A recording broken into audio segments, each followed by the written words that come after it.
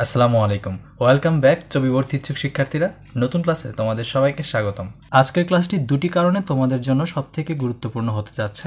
প্রথম কারণটি হচ্ছে এই ক্লাসের শুরুতেই তোমাদের জন্য থাকছে বাংলা ব্যাকরণের ইফেক্টিভ সাজেশন, যেগুলো পড়ে গেলে চট্টগ্রাম বিশ্ববিদ্যালয়ে ভর্তি পরীক্ষায় তোমরা 100% প্রশ্নের কমন পাবে বাংলা ব্যাকরণ থেকে। আর দ্বিতীয় কারণটি হচ্ছে আজকের ক্লাসে আমরা বাংলার ফুল সিলেবাস শেষ করব, অর্থাৎ বাংলার ফুল সিলেবাসের মধ্যে যেসব গদ্য আছে, যেসব পদ্য আছে, সেগুলো থেকে কী ধরনের প্রশ্ন চট্টগ্রাম বিশ্ববিদ্যালয়ে এসেছে সেই প্রশ্নগুলো আমরা বিশ্লেষণ করব এবং কোন পদ্য এবং কোন গদ্য বেশি গুরুত্বপূর্ণ, কোনটা থেকে বেশি প্রশ্ন পরীক্ষায় আসতে পারে সেটা নিয়ে আলোচনা করব। অর্থাৎ ভর্তি পরীক্ষার আগেই বাংলায় তোমার 100% প্রস্তুতি কমপ্লিট হয়ে যাবে। আর 100% প্রস্তুতি মানে 10-এ 10 পাওয়া। তবে শুধুমাত্র এই ক্লাসটা করলে হবে না, বাংলার উপর পূর্বে আরও 3টা ক্লাস আপলোড করা হয়েছে, একটা গদ্যাংশ, একটা পদ্যাংশ এবং অন্যটা সহপাঠের উপর। ওই 3টা ক্লাস তোমাদের অবশ্যই করতে হবে। 3টা ক্লাসের গুরুত্ব কি সেটা আজকের ক্লাসটা করলেই তোমরা বুঝতে পারবা। তো শুরু করি আমাদের আজকের ক্লাস। বাংলা ব্যাকরণের প্রথম যেই টপিকটা তোমাকে পড়তে হবে সেটা হচ্ছে বিভিন্ন ভাষার শব্দ, অর্থাৎ কোন শব্দটা কোন ভাষা থেকে এসেছে সেটা তোমাকে শিখতে হবে। এই ক্যাটাগরি থেকেই সবথেকে বেশি ভর্তি পরীক্ষায় প্রশ্ন এসে থাকে। এখন প্রশ্ন হচ্ছে কোন ভাষাগুলি তুমি বেশি পড়বা। এখান থেকে তোমরা 5টা ভাষার শব্দ বেশি বেশি করে শিখবা। কোন 5টা ভাষার শব্দ সেটা আমি বলে দিচ্ছি, তোমরা খাতায় নোট করে ফেলো। প্রথম যে ভাষার শব্দ সেটা হচ্ছে ফার্সি। ফার্সি ভাষার শব্দ তোমাকে শিখতেই হবে। তারপর পর্তুগিজ, এরপর আরবি, এরপর ইংরেজি, আর সর্বশেষ হচ্ছে চীনা, গ্রিক, জাপানি। এই 3টা থেকে যে কোনো একটা। তবে ফার্সি এবং পর্তুগিজটা বেশি গুরুত্বপূর্ণ। এই 2টা ভাষার শব্দগুলো তুমি ভালো করে শিখবা। এরপর তোমাকে প্রত্যয় এবং কৃৎপ্রত্যয়টা ভালো করে পড়তে হবে। বাংলা ব্যাকরণের জন্য দ্বিতীয় গুরুত্বপূর্ণ টপিক ছবির ক্ষেত্রে সেটা হচ্ছে প্রত্যয় এবং কৃৎপ্রত্যয়। এটা ভালো করে পড়বা। এরপর তোমাকে শুদ্ধ বানান, বাক্যের ও শব্দের অপপ্রয়োগগুলো ভালো করে পড়তে হবে। এইখান থেকে বেশি গুরুত্বপূর্ণ হচ্ছে শুদ্ধ বানান, কোন বানানটি শুদ্ধ সেটা বেশি আসে। আর বাক্যের এবং শব্দের অপপ্রয়োগের মধ্যে এই শব্দের অপপ্রয়োগটা মূলত শুদ্ধ বানানের মধ্যেই পড়ে। আর বাক্যের অপপ্রয়োগ যেটা সেটা হচ্ছে গুরুচণ্ডালীর থাকতে পারে, অর্থাৎ সাধু এবং চলিত ভাষা মিলিয়ে দিতে পারে। এই ধরনের টপিকগুলি তোমাকে ভালো করে পড়তে হবে। আসলে আমি চাইলে কিন্তু পারতাম বাংলা ব্যাকরণের উপর একটা কমপ্লিট ক্লাস আনার, অর্থাৎ গত ক্লাসগুলির মতো টপিকের পাশাপাশি এমসিকিউ সমাধান করার মাধ্যমে আমি চাইলে তোমাদেরকে বোঝাতে পারতাম, কিন্তু সময় স্বল্পতার কারণে আমি বাংলা ব্যাকরণের উপর কমপ্লিট ক্লাসটা আনতে পারিনি। আর তোমরা প্রায় সবাই কমেন্ট করে বলতেছিলে যে বাংলা ব্যাকরণের উপর ক্লাস আনেন, ইংরেজির উপর ক্লাস আনেন। এখন আমি যদি বাংলা ব্যাকরণের উপর ক্লাস আনি তাহলে ইংরেজির উপর আমি ক্লাস আনতে পারবো না। আর যদি ইংরেজির উপর ক্লাস আনি তাহলে হয়তো বিজ্ঞান ইউনিটের পরীক্ষার আগে বাংলার উপর আমি ক্লাস আনতে পারবো না। এছাড়া বিজ্ঞান ইউনিটের শিক্ষার্থীরাও জীববিজ্ঞানের ফুল সিলেবাসের উপর, ফিজিক্সের উপর, কেমিস্ট্রির উপর ক্লাস চাচ্ছ, যেটা আসলে সম্ভব না, কারণ সময় খুব কম। আর আমি একটা মানুষ, আমাকে বিভিন্ন বই থেকে প্রশ্ন বিশ্লেষণ করে তারপর সেখান থেকে প্রশ্নগুলি কালেক্ট করে স্লাইড তৈরি করতে হয়। সব কিছু আমাকে একাই করতে হয়। এখানে আমি কিন্তু কারোর হেল্প পাই না। এই স্বল্প সময়ের মধ্যে আমি চাইলেও সবার চাহিদাটা মেটাতে পারছি না। আসলে এই কোর্সটা চালু করার মূল লক্ষ্যই ছিল বাংলা এবং ইংরেজিটা কমপ্লিট করা, কারণ তোমরা ম্যাক্সিমামই হচ্ছে মেডিকেল ভর্তি ইচ্ছুক শিক্ষার্থী, আর বাকি যারা আছে তারা বি ইউনিট বা সি ইউনিটে ভর্তি পরীক্ষা দেবে। সেজন্য আমি মূলত এই কোর্সটা এনেছিলাম বাংলা এবং ইংরেজিটা প্রপারলি শেষ করার জন্য। কিন্তু তারপর তোমাদের চাহিদা অনুযায়ী জীববিজ্ঞানের ক্লাস আমি আপলোড করলাম। এখন তোমরা চাচ্ছ জীববিজ্ঞান প্রথম পত্রের ফুল সিলেবাসটাও কমপ্লিট করার জন্য, আমি চেষ্টা করবো সেটাও কমপ্লিট করার। কিন্তু আমার মনে হয় না আগামী 6-7 দিনের মধ্যে তোমাদের প্রত্যেকের চাহিদা আমার পক্ষে মেটানো সম্ভব। তবে যেহেতু আমি একটা উদ্দেশ্য নিয়ে কোর্সটা চালু করেছিলাম, সেই উদ্দেশ্যটা হচ্ছে বাংলা এবং ইংরেজি শেষ করা, সেটা আমি শেষ করব। এবং যেহেতু জীববিজ্ঞান প্রথম পত্রের হাফ সিলেবাসের ক্লাস আমি আপলোড করছি, সেটার ফুল সিলেবাসটা আমি কমপ্লিট করার চেষ্টা করব। এরপর যদি সময় পাই তাহলে জীববিজ্ঞান দ্বিতীয় পত্রের উপর ক্লাস আপলোড করার চেষ্টা করব। শুধু শুধু তোমাদেরকে আশা দিয়ে তো লাভ নেই, কারণ তোমরা পরে বলবা যে ভাইয়া বলেছিল আমাদেরকে এই বিষয়ের ক্লাস দিবে, ওই বিষয়ের ক্লাস দিবে, সেই আশায় বসেছিলাম কিন্তু ক্লাস দেয় নাই, পরীক্ষার মধ্যে ভালো করতে পারি নাই, তোমাদের মন ভেঙে যাবে। সেজন্য তোমাদের সামনে সত্যিটা তুলে ধরলাম। ওকে, এরপর তোমাকে যে টপিকটা পড়তে হবে সেটা হচ্ছে সন্ধি বিচ্ছেদ এবং বাগধারা। এই দুইটাই সমানতালে গুরুত্বপূর্ণ। সন্ধি বিচ্ছেদ থেকেও আসতে পারে, বাগধারা থেকেও আসতে পারে, আবার 2টা টপিক থেকেও আসতে পারে। তবে চট্টগ্রাম বিশ্ববিদ্যালয়ে ভর্তি পরীক্ষায় 70% প্রশ্নই আসে হচ্ছে বাংলা প্রথম পত্র থেকে। 70% মানে 10টা প্রশ্নের মধ্যে 7টা প্রশ্নই থাকে বাংলা প্রথম পত্রের, আর মাত্র 3টা প্রশ্ন থাকে বাংলা ব্যাকরণ থেকে। এখন এই 3টা প্রশ্নের যে পরিমাণ সেটা অনেক সময় 4টাও হতে পারে, অনেক সময় 2টাও হতে পারে। তো ধরে নিতে পারো বাংলা প্রথম পত্রের ক্ষেত্রেই হচ্ছে সবথেকে বেশি প্রশ্ন চট্টগ্রাম বিশ্ববিদ্যালয়ে থাকে। তো সেই জন্য এখানে যে টপিকগুলো দেওয়া আছে সেই টপিকগুলির মধ্যে তুমি যদি প্রথম 3টা টপিক বিভিন্ন ভাষার শব্দ, প্রত্যয়, কৃত প্রত্যয় আর হচ্ছে শুদ্ধ বানান, এই 3টা টপিক যদি পড়ো, এই যে এখানে যে 3টা বললাম না, এই 3টা 4টা 2টা যেটাই থাকুক না কেন, 2টা হচ্ছে সব থেকে কম, এই 2টার মধ্যেও তোমার একটা প্রশ্ন কমন পাওয়ার সম্ভাবনা 60% থাকবে। শুধুমাত্র এই 3টা টপিক 1 2 3 এই 3টা টপিক পড়লে কমন পাওয়ার সম্ভাবনা 60% থাকবে, আর বাকি 40%-এ কমন নাও পড়তে পারে। সেই জন্য তুমি সন্ধি বিচ্ছেদ এবং বাগধারাটাও পড়ে যেতে পারো। আর 5 নাম্বার যে টপিকটা তুমি স্কিপ করতে পারো সেটা হচ্ছে বিপরীত শব্দ এবং পারিভাষিক শব্দ। এই 2টা টপিক থেকে খুব একটা প্রশ্ন আসে না, কারণ পারিভাষিক শব্দটা হচ্ছে ওই ইংরেজি শব্দের মধ্যেই পড়ে যায়, যেটা বিভিন্ন ভাষার শব্দের মধ্যে চলে আসে। ঠিক আছে, এই ছিল তোমাদের জন্য বাংলা ব্যাকরণের উপর কমপ্লিট একটা সাজেশন। আশা করি এই সাজেশনটা ফলো করে তোমরা এখন থেকেই পড়া শুরু করবে। হাতে আর 7 দিন আছে, আর যারা বি এবং সি ইউনিট তাদের হাতে তো প্রায় 16 দিন আছে। তো তোমরা চাইলে এটা ভালো করে পড়তে পারো। আর তোমাদের যদি বাংলা ব্যাকরণের উপর ক্লাস লাগেও তাহলে তোমরা কমেন্টে বলে দিও বি ইউনিটের জন্য বাংলা ব্যাকরণের উপর কমপ্লিট একটা ক্লাস দিন, তাহলে আমি চেষ্টা করব 7 মার্চের মধ্যেই তোমাদের জন্য ক্লাস আপলোড করার। ওকে, এখন আমরা বাংলা ফুল সিলেবাসের প্রশ্ন বিশ্লেষণ করব। বাংলা ফুল সিলেবাস প্রশ্ন বিশ্লেষণ করার পূর্বে তোমাদেরকে একটা কথা বলতে চাই, সেটা হচ্ছে বাংলা থেকে যে ধরনের প্রশ্ন চট্টগ্রাম বিশ্ববিদ্যালয়ে আসে সেটা নিয়ে কিন্তু আমি পূর্বের 2টো ক্লাসই আলোচনা করে ফেলছি। সেখানে আমি তোমাদেরকে যা সাজেশন দিছি সেই সাজেশনগুলো থেকেই কিন্তু চট্টগ্রাম বিশ্ববিদ্যালয় প্রশ্ন করে থাকে। তার বাহিরে কোনো ধরনের প্রশ্ন চট্টগ্রাম বিশ্ববিদ্যালয় করে না, সেটা পুরাতন সিলেবাস হোক, নতুন সিলেবাস হোক, শর্ট সিলেবাস হোক বা ফুল সিলেবাস হোক, সাজেশন সেম থাকবে। সেজন্য গত 2টি ক্লাসে চট্টগ্রাম বিশ্ববিদ্যালয়ের বাংলা প্রশ্নের যে টাইপগুলো আমি তোমাদেরকে বলেছিলাম সেই টাইপগুলো আমি আবার রিকল করব। প্রথমে পদ্যের সাজেশনটা রিকল করছি। এখানে দেখো, কবি পরিচিতি এবং পাঠ পরিচিতি তোমাদেরকে পড়তে বলেছিলাম, তারপর কবিতার মূলভাব, ধরন, শব্দার্থ, এরপর কবিতার প্রতিটি লাইনের গুরুত্ব ও বিশ্লেষণ পড়তে বলেছিলাম, তারপর কবিদের কাব্যগ্রন্থের নাম, পত্রিকার নাম তোমাকে পড়তে বলেছিলাম। সর্বশেষ যেটা বলেছিলাম সেটা হচ্ছে বিভিন্ন প্লটের নামসমূহ পড়তে বলছিলাম, যেখানে ঋতু, মাস, জায়গা এগুলো আছে। তো এই ক্লাসটা গত 2টো ক্লাস থেকে আলাদা হতে যাচ্ছে, কারণ গত 2টি ক্লাসে এই সাজেশনটার মধ্যে অনেক ক্যাটাগরির প্রশ্ন আমরা বাদ দিয়েছিলাম, যার মধ্যে পত্রিকার নাম ছিল, কাব্যগ্রন্থের নাম ছিল। পাশাপাশি আমি নিজে থেকে তোমাদের জন্য কিছু প্রশ্নের প্যাটার্ন সাজেস্ট করছিলাম এবং বলেছিলাম যে এই ধরনের প্রশ্ন কিন্তু চট্টগ্রাম বিশ্ববিদ্যালয়ে করে থাকে। এবং বিভিন্ন প্লটের নাম বলতে আমি কি বুঝিয়েছিলাম সেখানে কিন্তু আমি সেরকমভাবে উদাহরণ দেইনি, প্লাস পত্রিকার নামেও আমি সেইভাবে উদাহরণ দেইনি। আজকের ক্লাসে এই 1 থেকে 5 পর্যন্ত যতগুলো টপিক আছে প্রত্যেকটা টপিকের প্রশ্ন সমাধান করার মাধ্যমে তোমাদেরকে একটা পাকাপোক্ত ধারণা দেওয়ার চেষ্টা করব। ওকে, তোমরা চাইলে আমাদের 24 স্পেশাল মডেল টেস্ট কোর্সে ভর্তি হতে পারো, যেখানে প্রতিদিন 2টো করে মডেল টেস্ট পরীক্ষা দেওয়ার মাধ্যমে নিজেদের প্রস্তুতিকে আরও ভালো করে যাচাই করতে পারবে। বিজ্ঞান ইউনিটের জন্য ভর্তি ফি হচ্ছে 60 টাকা, আর মানবিক এবং ব্যবসায়িক ইউনিট শিক্ষার্থীদের জন্য কোর্সের ভর্তি ফি হচ্ছে মাত্র 50 টাকা। যারা যারা কোর্সে এনরোল করতে চাও তারা আমাদের হোয়াটসঅ্যাপ নাম্বারে নক করতে পারো। এরপর গদ্যের যে সাজেশনগুলো আমি দিয়েছিলাম সেগুলো একটু দেখে নেই। কবি পরিচিতি, পাঠ পরিচিতি, তারপর গল্পের বিভিন্ন চরিত্রের নাম, সেই সব চরিত্রের কাজগুলা, সেই সব চরিত্রের কী ধরনের ভূমিকা ছিল গল্পের মধ্যে সেগুলো পড়তে বলেছিলাম। এরপর বিভিন্ন উক্তি, প্রতিটি চরিত্রে যে উক্তি সমূহগুলো আছে সেগুলো পড়তে বলছিলাম, এবং বলেছিলাম গল্পে উল্লেখিত যে কোনো চরিত্রের উক্তিসমূহ, এইটা আর এইটা তো একই কথা। হ্যাঁ, এরপর সবশেষে যেটা বলেছিলাম সেটা হচ্ছে গল্পের মূলভাব ও শব্দার্থ।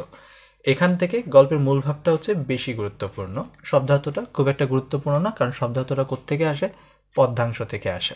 এগুলো ছিল সাজেশন যেটা আমি পূর্বেই প্রোভাইড করছি। এর বাহির থেকে চট্টগ্রাম বিশ্ববিদ্যালয়ে কোনো ধরনের প্রশ্ন আসে না, এবং আমি তোমাদের নিজে থেকে যে সাজেশনগুলো দিয়েছিলাম সেগুলো যে অ্যাকচুয়ালি ফুল সিলেবাসের উপর ভিত্তি করে দিয়েছিলাম সেটার প্রমাণও তুমি আজকে পেয়ে যাবে। আমি শুরু করব ফুল সিলেবাসের যেই পদ্যগুলো আছে সেই পদ্যগুলোর প্রশ্ন সলভিংয়ের মাধ্যমে, এবং প্রশ্ন সলভ করার পর কোন পদ্যটা তোমার বেশি পড়া উচিত সেটাও আমি বলে দেব। প্রথমে বলা হয়েছে বাংলা সাহিত্যের প্রথম পত্রকাব্যের রচয়িতাকে। এটার উত্তর হচ্ছে মাইকেল মধুসূদন দত্ত, কিন্তু এতটুকু জানলেই হবে না। এখানে এই যে প্রথম কথাটা আছে সেই কথাটা কিন্তু খুবই গুরুত্বপূর্ণ। এর কারণ হচ্ছে চট্টগ্রাম বিশ্ববিদ্যালয়ে প্রথম রিলেটেড যে কোনো প্রশ্ন আসতে পারে। এরকম আসতে পারে মাইকেল মধুসূদন দত্তের প্রথম কবিতা কোনটা, কাজী নজরুল ইসলামের প্রথম উপন্যাস কোনটা, কাজী নজরুল ইসলামের প্রথম কবিতা কোনটা? রবীন্দ্রনাথের ক্ষেত্রেও সেম কথাই। এই ধরনের প্রশ্ন প্রায়ই চট্টগ্রাম বিশ্ববিদ্যালয়ে আসে, আর এটা আমরা পূর্বের ক্লাসগুলিতেও দেখে এসেছে। তো এখন তোমার কাজ কি মাইকেল মধুসূদন দত্ত পত্রকাব্যের রচয়িতা এতটুকুই জানা? অবশ্যই না। বাংলা সাহিত্যে মাইকেল মধুসূদন দত্তের আরও অনেক বেশি অবদান আছে। গত ক্লাসে তোমরা যেই অক্ষরবৃত্ত ছন্দ পড়ে আসছো না, এটার রিলেটেড আরও একটা ছন্দ কিন্তু মাইকেল মধুসূদন দত্ত বাংলা ভাষায় আবিষ্কার করেছেন। সেটা কি? অমিত্রাক্ষর ছন্দ। অর্থাৎ অমিত্রাক্ষর ছন্দের প্রবর্তকও হচ্ছেন কে? মাইকেল মধুসূদন দত্ত, যেটা অক্ষরবৃত্ত ছন্দের নবরূপ। অর্থাৎ অক্ষরবৃত্ত ছন্দেরই নতুন একটা রূপ হচ্ছে অমিত্রাক্ষর ছন্দ, যেটা প্রবর্তন করেছেন কে? মাইকেল মধুসূদন দত্ত। এখান থেকে তোমাদের পরীক্ষায় আরো একটা প্রশ্ন আসতে পারে, সেটা হচ্ছে মাইকেল মধুসূদন দত্তের অমিত্রাক্ষর ছন্দ কোন বিদেশি কবির রচনার অনুসৃত? উত্তর হচ্ছে মিল্টন। উত্তরটা কি? মিল্টন। অর্থাৎ বিদেশি কবি মিল্টনের রচনার অনুসৃতি হচ্ছে এই অমিত্রাক্ষর ছন্দ। তারপর দেখো সনেট রচনার প্রবর্তক। মাইকেল মধুসূদন দত্ত হচ্ছেন সনেট রচনার প্রবর্তক। এই সনেট বলতে চতুর্দশপদী কবিতাকে বোঝানো হয়ে থাকে। পরীক্ষায় প্রশ্ন আসতে পারে চতুর্দশপদী কবিতার প্রবর্তককে বা সনেট রচনার প্রবর্তককে? উত্তর মাইকেল মধুসূদন দত্ত। সমন ভবন কি? বলেছিলাম পদ্য থেকে শব্দার্থ আসে, গদ্য থেকে খুব একটা শব্দার্থ আসে না, কারণ গদ্যের মধ্যে গদ্য থেকে গদ্যের বিভিন্ন গুরুত্বপূর্ণ লাইন, মূলভাব এবং গদ্যে থাকা বিভিন্ন চরিত্রের কথাগুলি মূলত পরীক্ষায় আসে। সমন ভবন এটার অর্থ হচ্ছে জমালয়। শব্দার্থটা কোন কবিতা থেকে এসেছে? বিভূতিভূষণ বন্দ্যোপাধ্যায় থেকে এসেছে। এই জমালয়ের জ দিয়ে আমরা আরো একটা শব্দার্থ শিখব, যেটা খুবই গুরুত্বপূর্ণ। সেটা হচ্ছে নিকুম্বিলা যজ্ঞাগার। এখানে দেখো লঙ্কাপুরীতে মেঘনাদের যজ্ঞস্থান কোথায়? মেঘনাদের যজ্ঞস্থান হচ্ছে নিকুম্বিলা যজ্ঞাগার। এই নিকুম্বিলা যজ্ঞাগারে মেঘনাদ কোন দেবতার জন্য যজ্ঞ করতেন? অগ্নি দেবতার জন্য। অর্থাৎ অগ্নি দেবতার জন্য নিকুম্বিলা যজ্ঞাগারে মেঘনাদ যজ্ঞ করতেন। এর পরবর্তী প্রশ্নে বলা আছে মেঘনাদের স্ত্রীর নাম কি? এই কবিতায় যত পরিমাণ নাম আছে তত পরিমাণ চরিত্র কোনো গদ্যেও নেই। এই কবিতার প্রত্যেকটা লাইন, প্রত্যেকটা চরিত্র খুবই গুরুত্বপূর্ণ, শুধু চট্টগ্রাম না, সকল বিশ্ববিদ্যালয় ভর্তি পরীক্ষার জন্যই। তাহলে বলো মেঘনাদের স্ত্রীর নাম কি? মেঘনাদের স্ত্রীর নাম হচ্ছে প্রমীলা। শুধুমাত্র প্রমীলার নাম জানলেই তোমাদের হবে না, তোমাদেরকে এই কবিতার মধ্যে আরও যত নাম আছে সেগুলো জানতে হবে। কিভাবে জানবে সেটার ধারণা আমি তোমাদেরকে দিচ্ছি। এখানে দেখো বিভীষণ কার ভাই, কার চাচা, দুরাচার দৈত্য কে, এই ধরনের সকল কিছুই তোমাকে জানতে হবে। কোথা থেকে? বিভীষণের প্রতি মেঘনাদ থেকে। তো বিভীষণ কার ভাই? রাবণের ভাই। কার চাচা? মেঘনাদের চাচা। আর এই দুরাচার দৈত্য, এই কথাটা কিন্তু খুবই গুরুত্বপূর্ণ। দুরাচার দৈত্য কে? কাকে বলা হয়েছিল বিভীষণের প্রতি মেঘনাদ কবিতায়? দুরাচার দৈত্য বলতে লক্ষণকে বলা হয়। আশা করি বুঝতে পেরেছ। এরপরের প্রশ্ন বলা হয়েছে এই পৃথিবীতে এমন এক স্থান আছে, এটা এমন না, এই পৃথিবীতে এক স্থান আছে, কবিতাটি কোন কাব্যগ্রন্থের অন্তর্গত? দেখো পূর্বের ক্লাসে বলে এসেছিলাম কোন কবিতা কোন কাব্যগ্রন্থের এবং কোন পত্রিকায় প্রকাশ পেয়েছিল, এই ধরনের প্রশ্ন তোমাকে পড়তে হবে, কারণ এগুলো চট্টগ্রাম বিশ্ববিদ্যালয়ে আসে। দেখো এসেছে। এখন বলো এই পৃথিবীতে এক স্থান আছে, কবিতাটি কোন কাব্যগ্রন্থের অন্তর্ভুক্ত? রূপসী বাংলা কাব্যগ্রন্থের অন্তর্গত। তাহলে তোমাদের কাজ হচ্ছে বাকি কবিতাগুলো কোন কাব্যগ্রন্থের অন্তর্গত সেটাও জেনে নেওয়া। তাহলে চলো জেনে নেওয়া যাক। লোকলোকান্তর কাব্যের নাম কবিতা হচ্ছে কে? লোকলোকান্তর। কারণ লোকলোকান্তর কবিতাটা লোকলোকান্তর কাব্য থেকেই নেওয়া হয়েছে, এই জন্য এটা কি নাম কবিতা। তারপর নুরুল দিনের কথা, এটা নুরুল দিনের সারা জীবন নাটক থেকে নেওয়া হয়েছে। নুরুল দিনের সারা জীবন এটা হচ্ছে কাব্যনাট্য। এখান থেকে জেনে নাও কাব্যনাট্যের রচয়িতা হচ্ছে শামসুল হক। শামসুল হক নুরুল দিনের সারা জীবন কাব্যনাট্যটি রচনা করেন এবং সেখান থেকে নুরুল দিনের কথা মনে পড়ে যায়, এই কবিতাটা নেওয়া হয়েছে। ঐকতান রবীন্দ্রনাথ ঠাকুরের জন্মদিনে কাব্যগ্রন্থ থেকে সংকলিত। সাম্যবাদী নজরুল রচনাবলী থেকে সংকলিত সেই অস্ত্র বিদীর্ণ দর্পণে মুখ, এই কাব্যগ্রন্থ থেকে সংকলিত। এখানে আরেকটা কবিতা বাদ রয়ে গেছে, সেটা হচ্ছে রক্তে আমার অনাদি অস্থি। ওই কবিতাটাও কিন্তু একটা নাম কবিতা, তার মানে রক্তে আমার অনাদি অস্থি কাব্যগ্রন্থ থেকেই সেই কবিতাটা নেওয়া হয়েছে। কোন কবি দুর্ঘটনায় মারা যান? এটা তো ছোট থেকেই পড়ে আসতেছো, কারণ ছোটবেলাও এই কবির কবিতা পড়েছ। তিনি কে? তিনি হচ্ছেন জীবনানন্দ দাশ, যিনি কলকাতায় ট্রাম দুর্ঘটনায় মারা গেছেন। এর পাশাপাশি আরেকটা প্রশ্ন আসতে পারে জীবনানন্দ দাশ কোথায় মারা গিয়েছেন? উত্তর কলকাতায়। এর পরের প্রশ্নটি দেখো জীবনানন্দ দাশের প্রথম কাব্যগ্রন্থ কোনটি? দেখছো ক্লাসের শুরুতেই বলেছি প্রথম রিলেটেড যত কিছু আছে সবকিছু তোমাকে শিখতে হবে, জানতে হবে। জীবনানন্দ দাশের প্রথম কাব্যগ্রন্থ হচ্ছে ঝরাপালক। কাদের বিরুদ্ধে নুরুল দিন জেগে ওঠার কথা বলেছেন? এখানে শিক্ষার্থীরা ভুল করে। নুরুল দিন বলতে অনেকে মনে করে অতীতের কোনো একটা দিনের কথা বলতেছে। যদি এখানে কোনো দিনের কথা বলতো তাহলে এই দিন এভাবে না থেকে দয় ঋষিকার দুনতান্না হতো, যেটা আমি নিজেও মনে করতাম। নুরুল দিন বলতে অতীতের কোনো একটা দিনের কথা বলতেছে, আসলে সেটা না। এই নুরুল দিন হচ্ছে একটা ব্যক্তি যিনি ব্রিটিশদের বিরুদ্ধে যুদ্ধের জন্য জেগে ওঠার কথা বলেছিলেন 1199 সালে। 1199 বঙ্গাব্দে ব্রিটিশদের বিরুদ্ধে যুদ্ধের জন্য ডাক দেয় কে? নুরুল দিন। কেন ডাক দিয়েছিলেন? কারণ তখন ব্রিটিশরা রংপুর এবং দিনাজপুরের যে মানুষগুলো ছিল সেই মানুষগুলোর উপর খুবই অত্যাচার করত এবং ওদের প্রতি খুবই অমানবিক ছিল, যার জন্য নুরুল দিন তাদের বিরুদ্ধে যুদ্ধের জন্য ডাক দেয়। আর কবি শামসুল হক 1971 সালের পাকিস্তানিদের বাঙালির উপর যে অত্যাচার ছিল দীর্ঘ 9 মাস যাবৎ, সেটার জন্য ওনার তখন ইতিহাসের প্রতিবাদী সেই নায়ক নুরুল দিনের কথা মনে পড়ে গিয়েছিল। তার প্রেক্ষিতেই তিনি এই কবিতাটা রচনা করেছিলেন। লোকলোকান্তর কাব্যে কবির চেতনার রূপ পাখির রং কি? পাখির রং হচ্ছে সাদা। দেখো এখানে লেখা আছে, আমার চেতনা যেন একটি সাদা সত্যিকার পাখি, বসে আছে সবুজ অরণ্যে এক চন্দনের ডালে। কোথায় বসে আছে? এক চন্দনের ডালে। এখানে প্রত্যেকটা জায়গায় বৃত্ত করার কারণ হচ্ছে লোকলোকান্তর কবিতার প্রত্যেকটা লাইন তোমার জন্য খুবই গুরুত্বপূর্ণ, কারণ প্রত্যেকটা লাইন থেকেই প্রশ্ন করতে পারে। যেমন এখানে বলে দিয়েছে কবির চেতনার রূপ পাখির রং কিরকম? সাদা।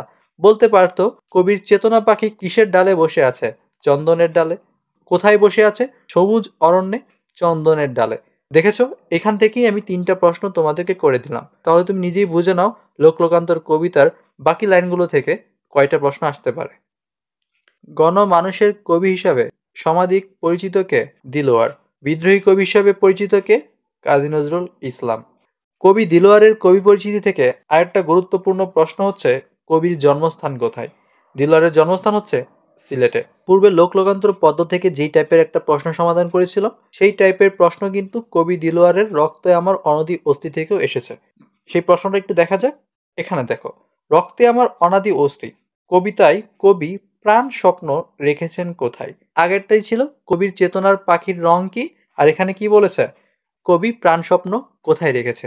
দুইটা কিন্তু ক্যাটাগরি কিন্তু একদমই সেম, সেজন্যই বললাম এই ধরনের প্রশ্নগুলি তোমাকে ভালো করে পড়তে হবে। তো প্রাণ স্বপ্ন এটা কোথায় রেখেছিল? বঙ্গোপসাগরে। গীতাঞ্জলির ইংরেজি শিরোনাম কোনটি? এটা কিন্তু ওয়ান কাইন্ড অফ স্পেলিং এর মতোই হয়ে গেছে। Songs offerings, song offerings, song offered, song offered. এই বানানটা আর এই বানানটার মধ্যে দেখো, এটাতে শুধু ই লাগাইছে, এটাতে কিন্তু ই লাগাই নাই। এটাতে সং এর সাথে এস দিছে, এটাতে সং এর সাথে এস দেয় নাই। খুবই কনফিউজিং একটা প্রশ্ন, তাই না? কিন্তু উত্তরটা একদম সহজ। উত্তরটা হচ্ছে কি? উত্তর হচ্ছে সং অফারিংস।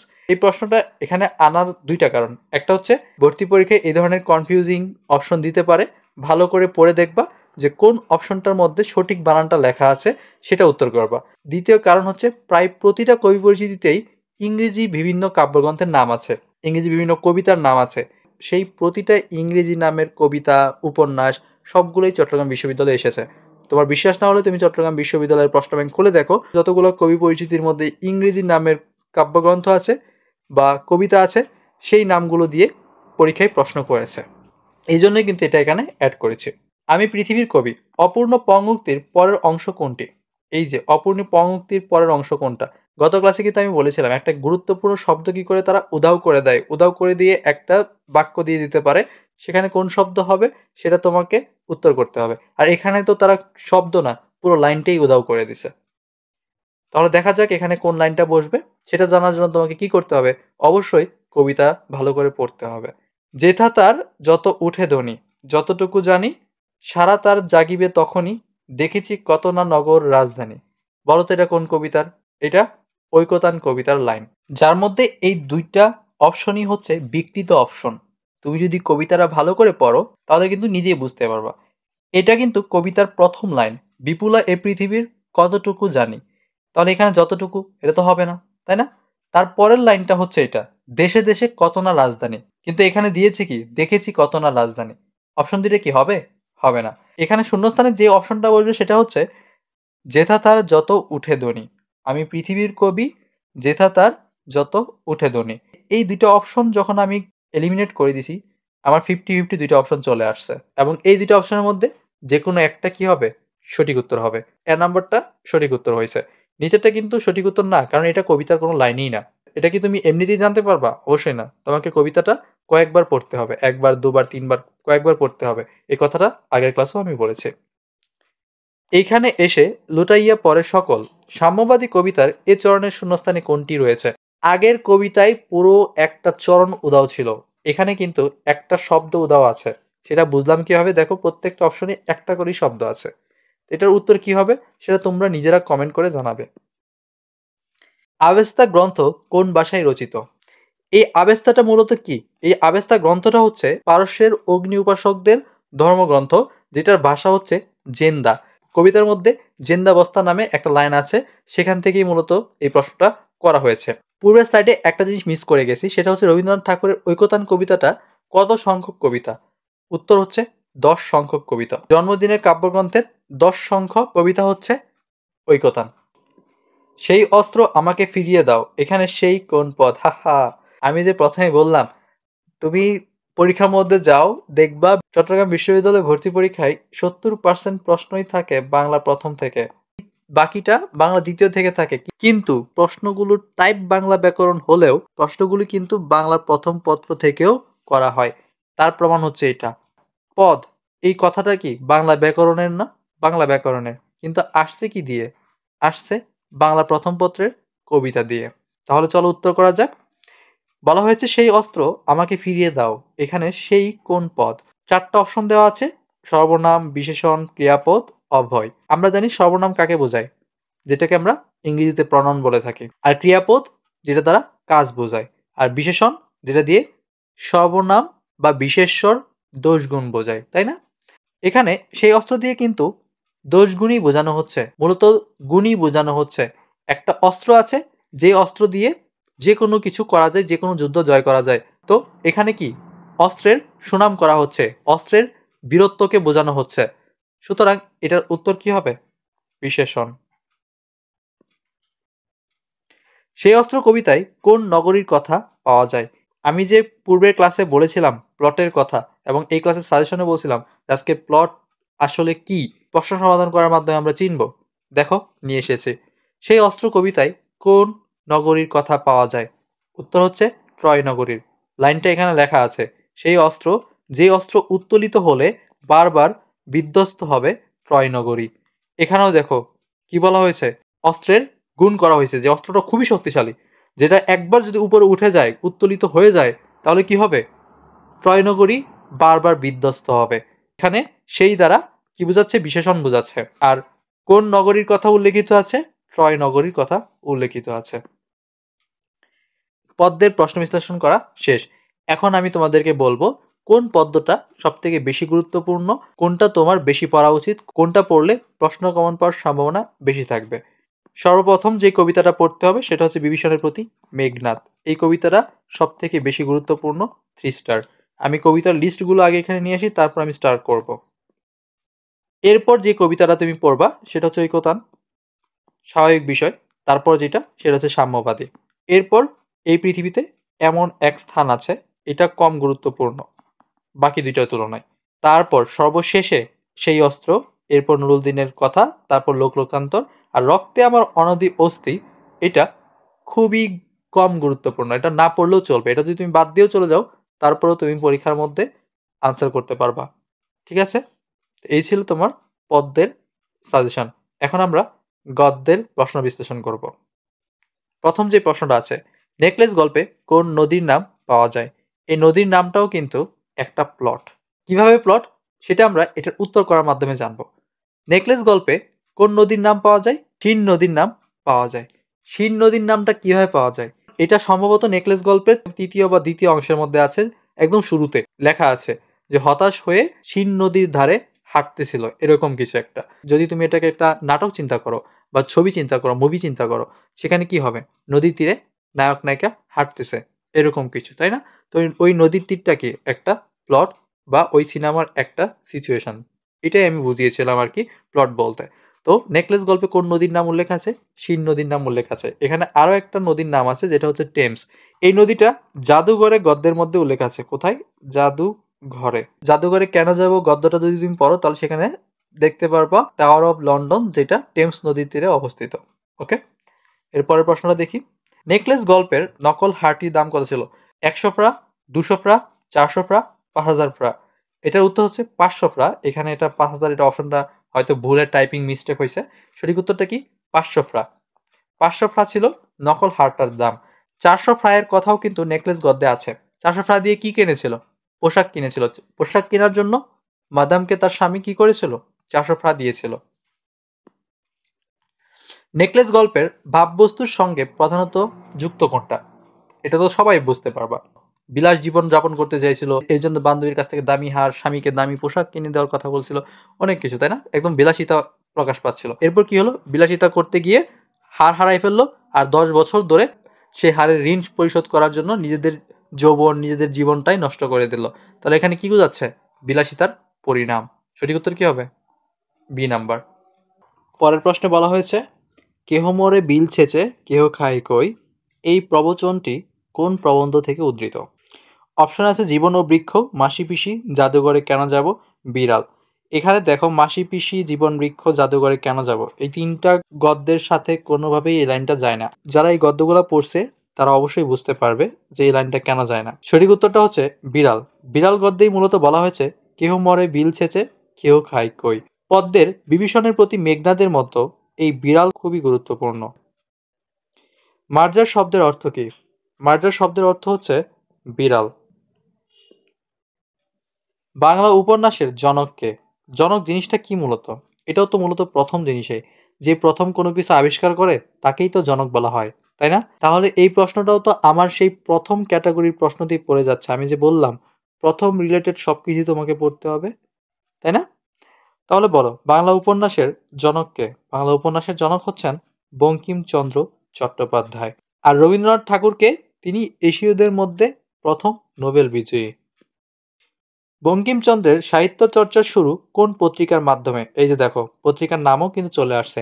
আমি কিন্তু বলেছিলাম যে সকল পত্রিকার মধ্যে কবিতাগুলা, গদ্যগুলা প্রকাশিত হয়েছিল, বা যে সকল পত্রিকায় কবিরা কাজ করেছিল, সেই সকল পত্রিকার নাম তোমাকে মুখস্থ করতে হবে, জানতে হবে। ওকে, তাহলে এটার উত্তর কি হবে? এটার উত্তর হচ্ছে সবুজপত্র। সবুজপত্র পত্রিকায় বঙ্কিমচন্দ্রের সাহিত্য চর্চার শুরু হয়। আর এই পত্রিকার প্রবর্তক যিনি, ওনার নাম হচ্ছে প্রমোদ চৌধুরী। সভ্যতার বিস্তারের সাথে সাথে দেশি শিল্প বিলুপ্ত হয়েছে, এটি কোন রচনার অন্তর্ভুক্ত? লাইনটা পড়ার মাত্রই বোঝা যাচ্ছে এটা তাসার দুঃখ রচনার অন্তর্ভুক্ত।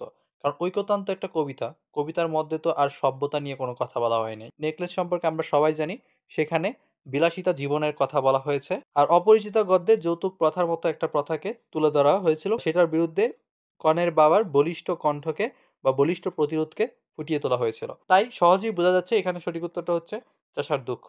চাষার দুঃখ গদ্যে কবি চাষাদের করুণ অবস্থাকে ফুটিয়ে তুলেছিল, এবং সেই অবস্থার জন্য দায়ী করেছিল কাদের? যারা সভ্যতার নামে বিলাসিতা করে যাচ্ছিল, সেই শ্রেণীর মানুষদেরকে দায়ী করেছে। পদ্মরাগ ও অবরোধবাসিনী রচনা করেন কে? এই পদ্মরাগটা হচ্ছে একটা উপন্যাস, আর অবরোধবাসিনী হচ্ছে একটা স্মৃতিচারণ গ্রন্থ। লিখেছেন কে? বেগম রোকেয়া সাখাওয়াত। এটা কিন্তু একটা নতুন ক্যাটাগরির প্রশ্ন, যেটা আমরা পূর্বের ক্লাসে দেখি নাই। পূর্বের ক্লাসে আমরা দেখছি কবির নাম দেওয়া এবং 4টা অপশন দেওয়া, 4টা অপশনের মধ্যে কোনটা কবির উপন্যাস, কোনটা কবির কাব্যগ্রন্থ, সেটা দেখেছে। কিন্তু এখানে যে প্রশ্নটা আছে সেখানে কি দুটো রচনার নাম লেখা আছে, সেগুলো কে রচনা করেছেন সেটা বের করতে বলছে। এখানে দেখো, একটা কিন্তু উপন্যাস, একটা হচ্ছে গ্রন্থ, দুইটা কিন্তু একই ক্যাটাগরির না। তো এরকম একটা উপন্যাস, একটা নাটক দিতে পারে, বা একটা কাব্যগ্রন্থ, একটা প্রবন্ধের নাম দিয়ে বলতে পারে এগুলো কে রচনা করেছেন। এজন্য কি তোমাকে প্রত্যেকটা কবির কবি পরিচিতি এবং তাদের কাব্যগ্রন্থগুলো, তাদের রচনাগুলো ভালো করে শিখতে হবে, পড়তে হবে। বুদ্ধির মুক্তি আন্দোলনের অন্যতম অগ্রনায়ক ছিলেন কে? মোতাহার হোসেন চৌধুরী। তিনি জীবন বৃক্ষ গদ্যের রচনা করেন, এবং জীবন বৃক্ষ গদ্যের মধ্যে তিনি কি করেছেন? মানুষের জীবনটাকে বৃক্ষের সাথে তুলনা করেছেন। জীবন ও বৃক্ষ প্রবন্ধে বৃক্ষের মাধ্যমে লেখক প্রধানত কি বোঝাতে চেয়েছিলেন? এই প্রশ্নটা খুবই গুরুত্বপূর্ণ, কারণ কি এটা গদ্যের মূল ভাব। তাহলে জীবন ও বৃক্ষ প্রবন্ধে বৃক্ষের মাধ্যমে লেখক প্রধানত জীবনের তাৎপর্য বুঝিয়েছেন। ব্রিটেনে প্রথম পাবলিক মিউজিয়াম প্রতিষ্ঠিত হয় কত শতকে? ব্রিটেনের প্রথম পাবলিক মিউজিয়ামটা মূলত প্রত্নতত্ত্ব এবং পুরাতন কীর্তির একটা জাদুঘর। সেই জাদুঘরটা 1753 সালে, কত সালে? 1753 সালে প্রতিষ্ঠিত হয়। তো 1753 সাল যেহেতু, তার মানে এটার উত্তর হচ্ছে কি 17 শতকে। আমাদের আজকের ক্লাসের সর্বশেষ প্রশ্ন হচ্ছে, জাদুঘরকে উর্দু ভাষায় কি বলা হয়? জাদুঘর থেকে একটা প্রশ্ন খুবই গুরুত্বপূর্ণ, সেটা হচ্ছে চট্টগ্রামে কোন জাদুঘর অবস্থিত? উত্তর হচ্ছে জাতিতাত্ত্বিক জাদুঘর। ওকে, জাদুঘরকে উর্দু ভাষায় কি বলা হয়? জাদুঘরকে উর্দু ভাষায় আজবখানা বলা হয়। কি বলা হয়? আজবখানা বলা হয়। আর মিউজিয়াম কোন ভাষায় বলা হয়? ইংরেজি ভাষায়। এই ছিল বাংলা সাহিত্যের ফুল সিলেবাসে যে সকল গদ্য ছিল সেই সকল গদ্যের প্রশ্ন বিশ্লেষণ। আর প্রশ্ন বিশ্লেষণ করার পর তুমি বুঝতেই পারছো আমি গত ক্লাসে তোমাদেরকে যেই সাজেশনটা দিয়েছি, যেই ক্যাটাগরির প্রশ্ন তোমাদেরকে সমাধান করতে বলছি এবং পড়তে বলছি, তার বাহিরে কোনো ধরনের প্রশ্নই চট্টগ্রাম বিশ্ববিদ্যালয়ে আসে না। এখন আমি বলবো ফুল সিলেবাসের কোন কোন গদ্য ভর্তি পরীক্ষার জন্য বেশি গুরুত্বপূর্ণ এবং কোন গদ্যগুলি পড়লে ভর্তি পরীক্ষায় প্রশ্ন কমন পাওয়ার সম্ভাবনা বেশি থাকবে। শুরুতেই হচ্ছে বিড়াল গল্প। বিড়াল গল্প অনেক গুরুত্বপূর্ণ। এরপরে যে গল্পটা সেটা হচ্ছে নেকলেস। তারপর হচ্ছে জীবন বৃক্ষ। এরপরে যে গল্পটা পড়তে হবে সেটা হচ্ছে চাষার দুঃখ। জাদুঘরে কেন যাব না, সেটা হচ্ছে চাষার দুঃখ। জীবন ও বৃক্ষর পরেই চাষার দুঃখটাই হচ্ছে কি গুরুত্বপূর্ণ গদ্য। এরপর তোমাকে যেটা পড়তে হবে সেটা হচ্ছে জাদুঘরে কেন যাব। আর সর্বশেষ হচ্ছে মহাজাগতিক কিউরেটর। পদ্মের ক্ষেত্রে তোমাকে যেরকম বলছিলাম যে রক্তে আমার অনাদি অস্থি, পদ্মটা তুমি বাদ দিতে পারো, সেম ভাবে গদ্যের ক্ষেত্রে মহাজাগতিক কিউরেটরটা তুমি বাদ দিতে পারো, এটা বাদ দিলেও সমস্যা নেই। তারপরেও যেহেতু এতগুলো পড়বা, শুধুমাত্র দুইটা টপিক কেন বাদ দিবা? এগুলো একটু ভালো করে পড়ে যাবা। এখানে তোমাদেরকে আমি কিছু জিনিস হাইলাইট করে দিচ্ছি যে বিড়ালের শুধু বিড়াল গল্প পড়লে হবে না, বিড়ালের যে কবি পরিচিতিটা আছে সেই কবি পরিচিতিটা পড়তে হবে। একটাই হচ্ছে বিদেশি কবির রচনা, সেটা হচ্ছে নেকলেস। সেই জন্য ওই বিদেশি কবির কবি পরিচিতিটা একটু ভালো করে পড়বা। আর পদ্মের ক্ষেত্রে রবীন্দ্রনাথ ঠাকুর এবং কাজী নজরুল ইসলামের কথা তো আগেই বলছি, ওনাদের কবি পরিচিতি তো মাস্ট মাস্ট, সব থেকে বেশি গুরুত্বপূর্ণ। এরপর তোমাকে যে কবি পরিচিতিটা বেশি পড়তে হবে সেটা হচ্ছে মাইকেল মধুসূদন দত্তের কবি পরিচিতিটা ভালো করে পড়তে হবে। And then Jibanananda Das. এরই মাধ্যমে শেষ হলো আমাদের বাংলা সাহিত্যের চূড়ান্ত ভর্তি প্রস্তুতি। আশা করি এই ক্লাসটা তোমাদের অনেক উপকারে আসবে যদি তোমরা ক্লাস করার পর ঠিকভাবে প্রশ্নগুলি অ্যানালাইসিস করে পড়তে পারো। আরেকটা কথা যেটা না বললেই নয়, তোমাদের কমেন্টের মাধ্যমে কিন্তু আমি জানতে পারি অ্যাকচুয়ালি তোমাদের কি সমস্যা, কোন টপিকটা তোমাদের বেশি প্রয়োজন, সেটার উপর ভিত্তি করেই কিন্তু আমি ক্লাসগুলি তৈরি করি। তোমাদের মধ্য থেকে দু একজন কমেন্ট করে জানিয়েছিল শর্ট সিলেবাসের পড়াগুলো তাদের কমপ্লিট মোটামুটি পারে, কিন্তু ফুল সিলেবাসের পড়াগুলি সেইভাবে পড়া হয় না, সেগুলো নিয়ে যদি ক্লাস আপলোড করি তাহলে বেশি উপকার হয়। সেজন্যই কিন্তু আমি এই ক্লাসটা তৈরি করেছি। এভাবে কিন্তু আমি তোমাদের কমেন্টের উপর ভিত্তি করে নিজের থেকে যতটুকু সম্ভব ততটুকু চেষ্টা করি তোমাদের চাহিদাগুলো মেটানোর জন্য। এরপরও তোমাদের কিছু চাহিদা থেকে যায় যেগুলো আমি মেটাতে চাইলেও সময়ের কারণে মেটাতে পারি না। তার মধ্যে একটা হচ্ছে জীববিজ্ঞান, ফিজিক্স এবং কেমিস্ট্রির উপর ক্লাস দেওয়া। সেটা হয়তো আমি দিতে পারবো না, কিন্তু ইংরেজির উপর আমি অবশ্যই ক্লাস দেওয়ার চেষ্টা করব। এতক্ষণ যেহেতু পাশে ছিলে তার মানে ক্লাসটি তোমার ভালো লেগেছে। এরকম ক্লাস প্রতিনিয়ত পেতে আমাদের চ্যানেলটিকে সাবস্ক্রাইব করে পাশে থাকা বেল আইকনটিতে ক্লিক করে নোটিফিকেশনে অল সেট করে দাও, যাতে পরবর্তী ক্লাস আপলোড করার সাথে সাথে তোমার কাছে সর্বপ্রথম নোটিফিকেশন চলে যায়। দেখা হবে নতুন ক্লাসে। সে অবধি সুস্থ থাকো, ভালো থাকো। আল্লাহ হাফেজ।